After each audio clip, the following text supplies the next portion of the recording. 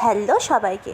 তো ভিডিও তো তোমাদের সাথে পোস্ট করতে পারিনি কত দিন ধরে, কারণ আমার মনটা একদমই ভালো ছিল না।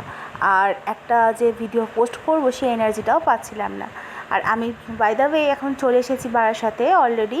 আমি রানীগঞ্জ থেকে, তো এখানে কিছু জিনিসপত্র ছিল না, তাই দোকানে চলে গেছিলাম।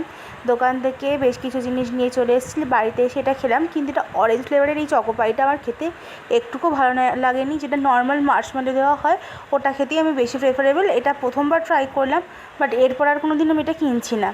তো ওইদিকে ভেবেছিলাম একটু দাম রাইস বানাবো। দাম রাইসটা খানিকটা ভেজ বিরিয়ানির টাইপেরই হয়, কিন্তু আতর মিঠা আতর কেওড়া জল যায় না কিছুই, তো আলু দিয়ে হয়। আর এটা আমি বানিয়েছিলাম এই ইন্ডিয়া গেটের ফিস রোজানা বাসমতি রাইসটা দিয়ে।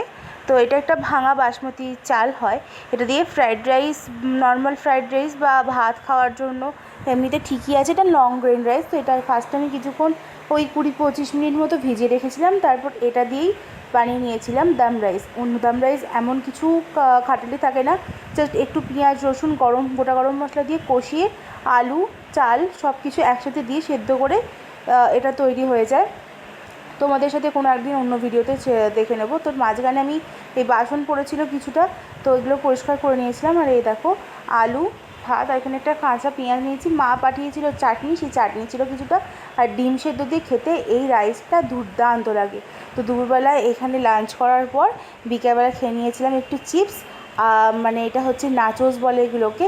তো আজকের মতো টাটা।